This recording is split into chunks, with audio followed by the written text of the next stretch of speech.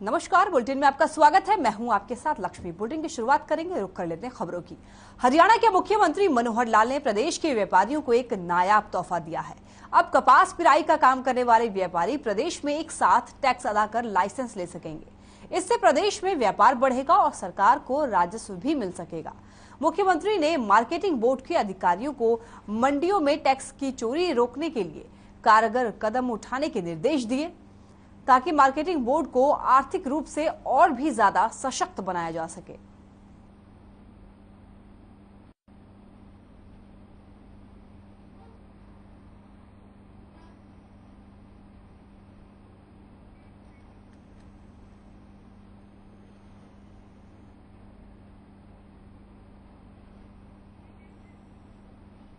अंबाला पहुंचे गृह मंत्री अनिल विज ने अग्निपथ के विरोध में तोड़फोड़ और आगजनी करने वालों पर बयान देते हुए कहा है कि तोड़फोड़ करने वालों को किसी भी तरह किसी भी सूरत में बख्शा नहीं जाएगा। आगजनी करने वाले लोग सेना में जाने वाले नहीं हो सकते हैं। साथ ही कहा है कि शरारती तत्व देश की शांति को भंग करने का प्रयास कर रहे हैं। वहीं अनिल विज ने कोरोना को लेकर भी कहा है कि प्रदेश में कोरोना नियंत्रण में है, हालात पर नजर बनाए हुए हैं।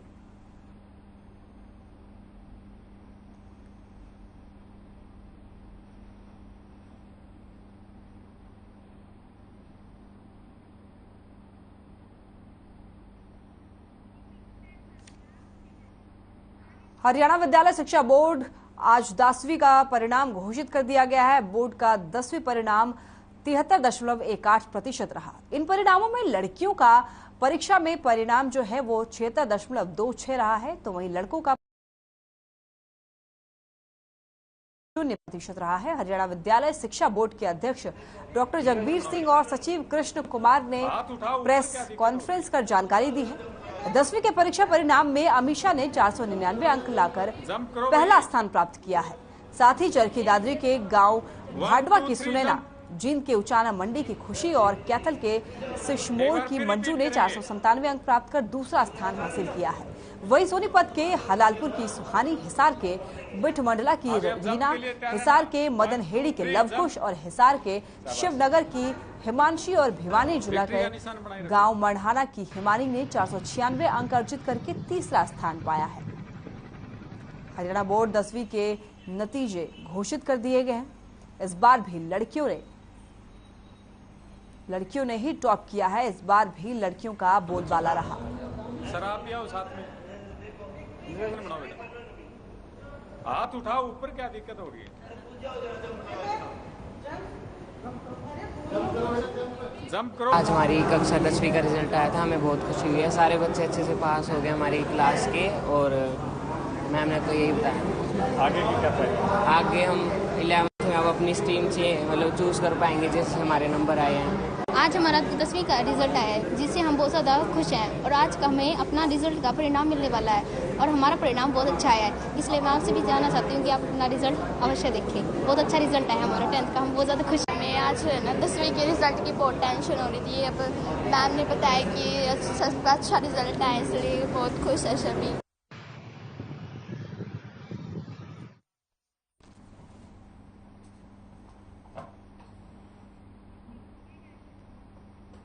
अंबाला में सुरक्षा व्यवस्था को देखते हुए रेल प्रशासन पूरी तरह से अलर्ट मोड पर है, जिसमें अंबाला छावनी रेलवे स्टेशन पर जीआरपी ने प्लेटफॉर्म पर बैठे लोगों के सामान को खंगालने के साथ साथ ट्रेनों में भी गहनता से चेकिंग की है। वहीं थाना प्रभारी धर्मवीर सिंह ने बताया है कि जीआरपी ने अपने सभी जवानों की छुट्टियां भी रद्द करने के आदेश जारी किए हैं। साथ ही कई जिलों में इंटरनेट सेवा तक बंद कर दी गई है। रेल प्रशासन ने अलर्ट जारी किया है। रेलवे स्टेशनों पर सुरक्षा व्यवस्था बढ़ाई गई है। सभी ट्रेनों की हमारे यहाँ गहनता से चेकिंग की जा रही है। शांति प्रिय है और ऐसी कोई अप्रिय घटना नहीं है। कोई छुट्टियां वगैरह रद्द की गई है? ये छुट्टियाँ ऊपर से आदेश आया हुआ, छुट्टी बंद है, छुट्टियाँ रेस्ट। हाँ जी। कोई इस तरह का कोई युवा मिला आता जाता जो यहाँ पे? नहीं, ऐसा कोई युवा नहीं मिला। यहाँ पे शांति रहेंगे।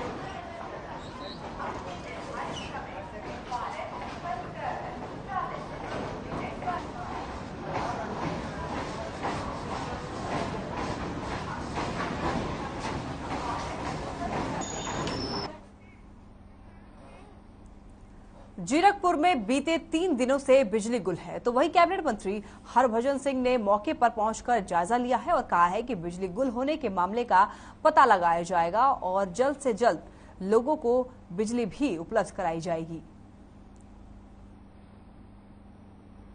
जीरकपुर में बिजली गुल होने से लोगों को काफी ज्यादा परेशानी हो रही है। ਜਿਹੜੇ ਸੀਗੇ ਟਾਵਰ ਲੱਗੇ ਬੜੇ ਪੁਰਾਣੇ ਆ, ਮੈਂ ਖੁਦ ਦੇਖਿਆ ਕਿ ਨੀਚੇ ਜਿੰਨੇ ਗਏ ਸੀਗੇ ਨਾ ਉਹਨੂੰ ਜੰਗਾਲ ਪੈ ਕੇ ਰਸਟਿੰਗ ਹੋ ਕੇ ਉਹਨਾਂ ਦੀ ਲਾਈਫ ਜਿਹੜੀ ਆ ਉਹ ਕਾਫੀ ਖਤਮ ਹੋ ਚੁੱਕੀ ਸੀਗੀ ਔਰ ਉਸ ਤੋਂ ਬਾਅਦ ਸਾਈਕਲੋਨ ਆਇਆ, ਹਵਾ ਤੇਜ਼ ਆਈ ਤੇ ਉਹਦੇ ਨਾਲ ਉਹ ਡਿੱਗ ਗਏ। ਪਰ ਅਸੀਂ ਇਹਦੀ ਪੂਰੀ ਫਿਰ ਵੀ ਇਹਨੂੰ ਪੂਰੀ ਤਰ੍ਹਾਂ ਇਹਦੀ ਪੜਤਾਲ ਕਰਾਂਗੇ ਕਿ ਕਿਹੜਾ ਬੰਦਾ ਇਹਦੇ ਵਾਸਤੇ ਰਿਸਪੌਂਸੀਬਲ ਆ। ਜੇ ਇਹਦੀ ਪਿਛਲੇ 3 ਸਾਲ ਤੋਂ ਰਿਪੇਅਰ ਨਹੀਂ ਹੋਈ ਤੇ ਕਿਉਂ ਨਹੀਂ ਹੋਈ? ਐਕਚੁਅਲੀ ਜਿਹੜੀ ਚੀਜ਼ ਜਿੰਨਾ ਚਿਰ ਉਹਦੀ ਲਾਈਫ ਹੁੰਦੀ ਆ ਉਹਨਾਂ ਕਿ ਚਿਰ ਹੀ ਹੁੰਦੀ ਆ। ਪਿੱਛੇ ਜੇ ਮੈਂ ਉੱਥੇ ਵੀ ਗਿਆ ਸੀਗਾ ਗੁਰੂ ਨਾਨਕ ਦੇਵ ਹਸਪੀਟਲ, ਇੱਕ ਅੱਗ ਵੀ ਲੱਗੀ ਸੀਗੀ, ਉਹ ਵੀ ਮੈਂ ਦੇਖਿਆ ਕਿ ਕਾਫੀ ਪੁਰਾਣੀਆਂ ਚੀਜ਼ਾਂ ਜਿਹਨੂੰ ਲੰਬੇ ਸਮੇਂ ਤੋਂ ਕੁਝ ਰਿਪੇਅਰ ਨਹੀਂ ਕੀਤੀਆਂ ਜਾ ਰਹੀਆਂ, ਉਹਦੇ ਕਰਕੇ ਇਹੋ ਜਿਹੀਆਂ ਘਟਨਾਵਾਂ ਵਾਪਰਦੀਆਂ ਨੇ। ਔਰ ਜਿਹੜੇ ਆ उनके ऊपर भी एक्शन लिया जाएगा कि आखिर बिल्कुल लवांगे जी, एक्शन तो बगैर नहीं। Whosoever will be held responsible will not be spared at any cost. Kaithal police को बड़ी कामयाबी हाथ लगी है। पुलिस ने ऐसे 2 आरोपियों को गिरफ्तार किया है जिन्होंने गोविंद कॉलोनी में 9 जून को धमकी भरा पत्र देकर फिरौती मांगी थी। वहीं सीआईए 1 में पुलिस अधीक्षक मकसूद अहमद ने प्रेस कॉन्फ्रेंस के दौरान बताया है कि मुख्य आरोपी पुष्पेंद्र और उसके नौकर जगदीश को पुलिस ने गिरफ्तार कर लिया है। दरअसल पुष्पेंद्र की एक फैक्ट्री है जो पिछले 2 सालों से नुकसान में चल रही है और लगभग 70 लाख के कर्ज को चुकाने के लिए आरोपी ने फिरौती मांगने की वारदात को अंजाम दिया।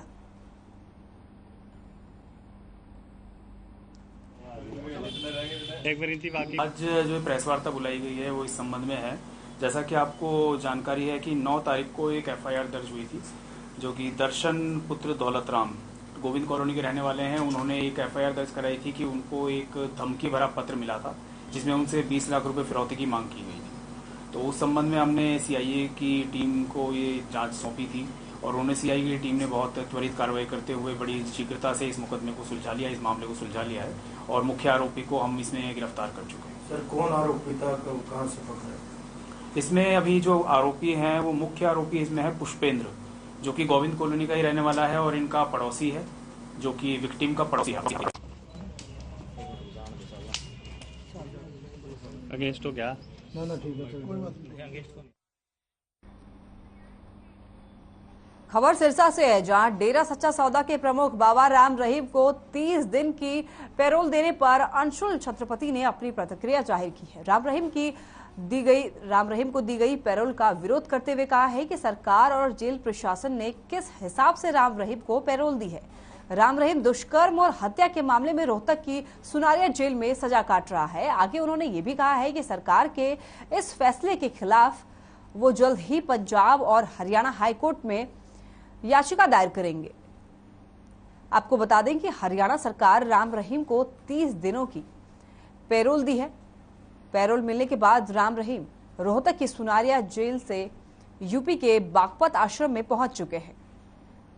हालांकि जानकारी के मुताबिक राम रहीम 30 दिनों तक यूपी के बागपत में डेरे के आश्रम में ही रुकेंगे। आपको बता दें कि पंजाब विधानसभा चुनाव से पहले भी हरियाणा सरकार ने राम रहीम को 21 दिनों की फरलो दी थी, जिसका हरियाणा और पंजाब के काफी लोगों ने विरोध भी किया था।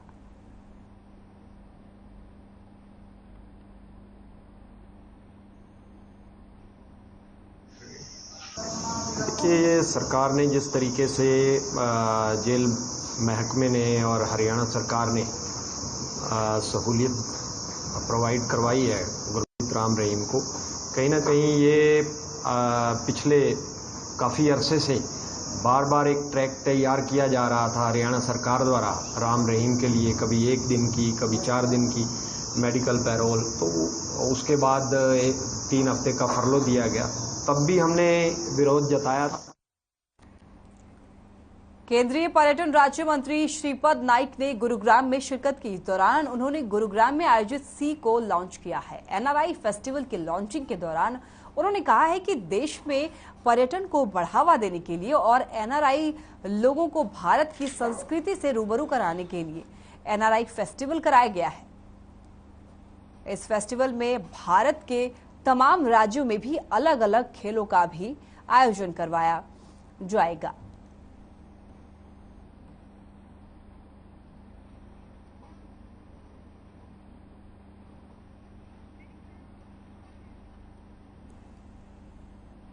एनआरआई फेस्टिवल में पहुंचे श्रीपद नायक, यहां पर खेलों का भी आयोजन किया जाएगा। एनआरआई फेस्टिवल में श्रीपद नायक ने गुरुग्राम में शिरकत की।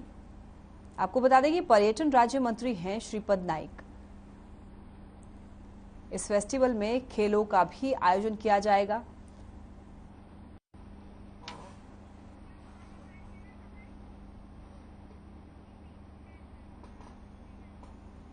गुरुग्राम के साइबर थाना यूनिट ने पौष इलाके में फर्जी कॉल सेंटर चलाने के जुर्म में 3 लोगों को गिरफ्तार कर लिया है। दरअसल आरोपी विदेश में बैठे लोगों के साथ ठगी कर रहे हैं। वहीं एसपी क्राइम ने बताया है कि साइबर थाने में शिकायत मिली थी कि पालम विहार में कुछ लोग फर्जी कॉल सेंटर चला रहे हैं, जिसके बाद उन्होंने छापेमारी करते हुए 3 आरोपियों को 3 लैपटॉप और 4 मोबाइल साथ ही 30,000 रुपए के साथ उन लोगों को गिरफ्तार किया है। फिलहाल पुलिस ने इन तीनों ठगों के खिलाफ मामला दर्ज करके जांच शुरू कर दी है।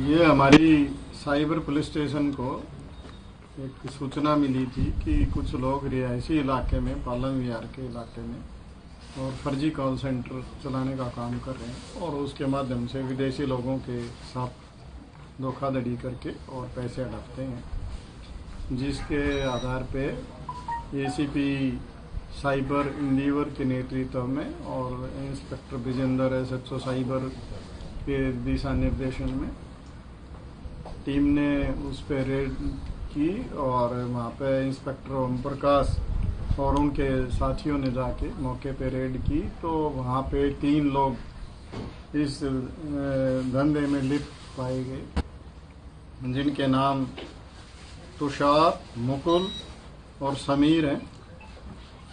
अब जब इनसे पूछताछ की गई इस बारे में तो ये पता चला कि ये विदेशी लोगों को बल्क में मेल भेज के और उनको सर्विस सेंटर के नाम पे नंबर प्रोवाइड कराते थे मेल्स में, और वो लोग जब उस नंबर पे कॉल करते थे तो ये उनकी जानकारियां हासिल करके और उनसे पैसे ठगते थे।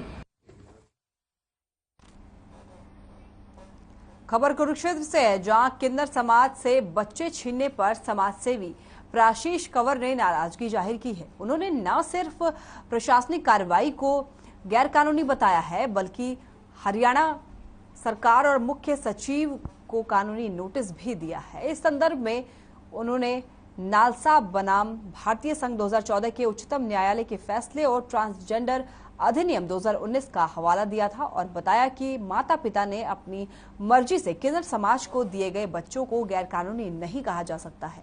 किशोर न्याय अधिनियम 2015 के तहत भी किन्नर समाज पर कोई कार्रवाई नहीं की जा सकती है। आपको बता दें कि वर्तमान समय में भी यूपीएससी की परीक्षा में थर्ड जेंडर अपने कलम के जरिए अपना फॉर्म भर सकता है। कुरुक्षेत्र में प्राशीष कंवर ने जाहिर की है नाराजगी, प्रशासनिक कार्रवाई को गैरकानूनी बताया है। किन्नर समाज से बच्चे छीनने पर नाराज हैं प्राशीष।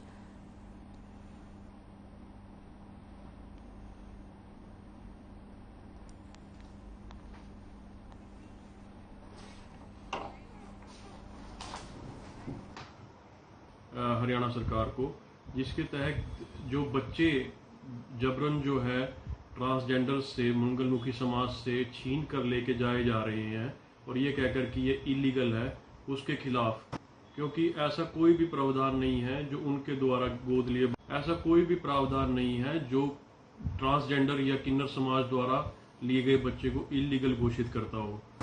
हालांकि उनके पास एक NALSA versus union of India supreme court की जजमेंट है 2014 की, जिसमें कहा गया है कि उनके पास सेल्फ परसीव्ड जेंडर डिटर्मिनेशन का राइट है।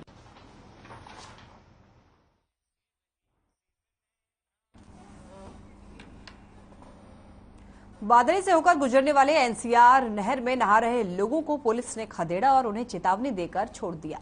आपको बता दें कि दरअसल नहर में नहाने के चलते काफी मौतें हो चुकी हैं, जिस पर जिला प्रशासन संजीदा बना हुआ है। इस क्रम में धारा 144 का भी पालन करवाने के लिए बादरी थाना प्रभारी बाबूलाल ने एनसीआर नहर का दौरा किया। साथ ही नहर में नहा रहे लोगों को समझाया और उन्हें चेतावनी भी दी। जिला उपायुक्त कैप्टन शक्ति सिंह ने आदेश जारी किए हैं कि जो भी नहर पर नहाता हुआ पाया जाता है उस पर कानूनी कार्रवाई की जाएगी। उन्हें जुले नहरों पर भी नहाने पर प्रतिबंध लगाते हुए कहा है कि धारा 144 लगा दी गई है। वहीं सभी ब्लॉक लेवल और जिले की छोटी बड़ी नहर में नहाने पर पूरी तरह से प्रतिबंध लगा दिया गया है।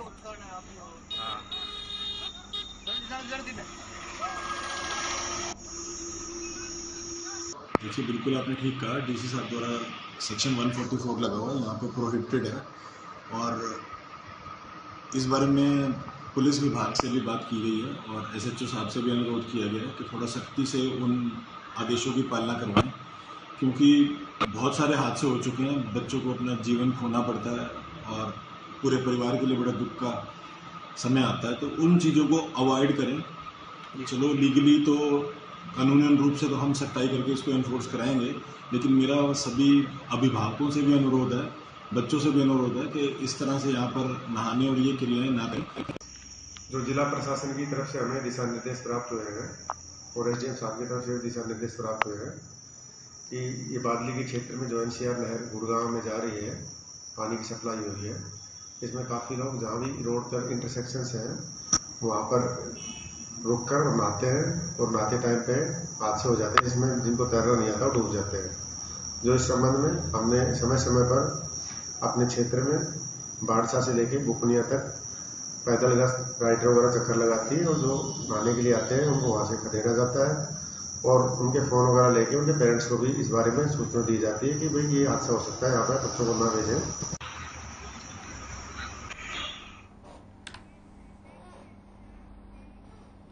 हरियाणा में ओवरलोड के मामले लगातार सामने आते हैं। ओवरलोड के चालान भी काटे जाते हैं, लेकिन इसके बावजूद भी ट्रांसपोर्टर फिर से ओवरलोड की लाइन पर चल निकलते हैं। ताजा मामला ये यमुनानगर से आया है, जहां शायद हरियाणा का सबसे बड़ा ओवरलोड का ये चालान हुआ है। रिपोर्ट देखिए।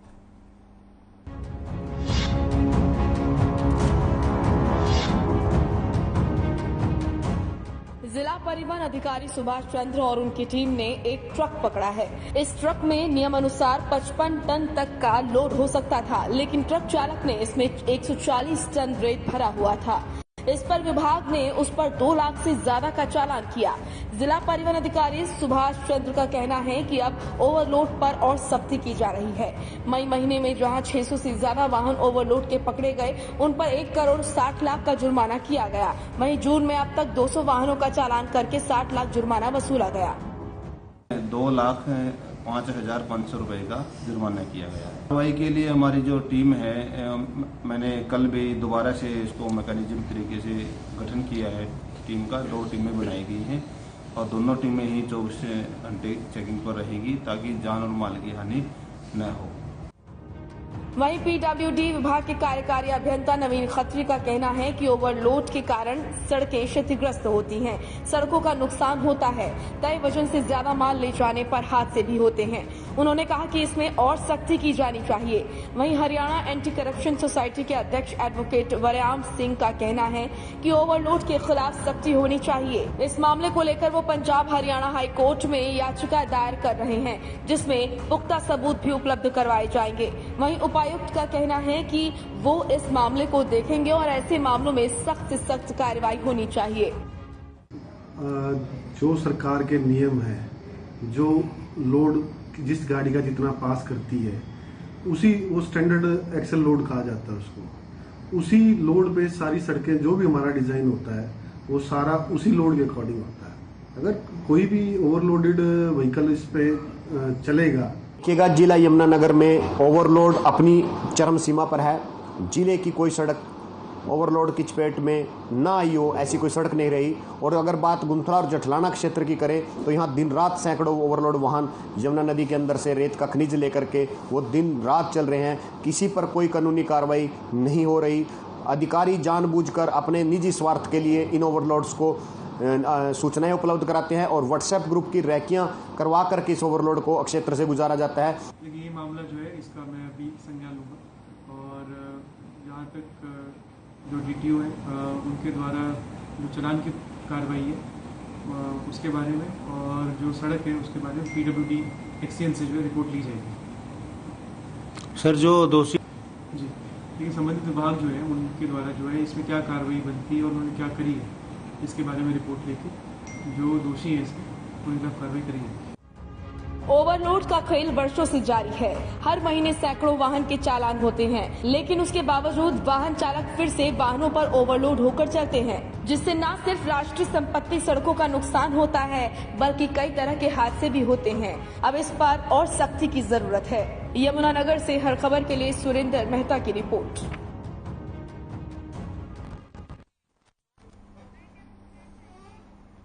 चलिए फिलहाल के लिए बुलेटिन में बस इतना ही। देखते रहिए हर खबर। नमस्कार।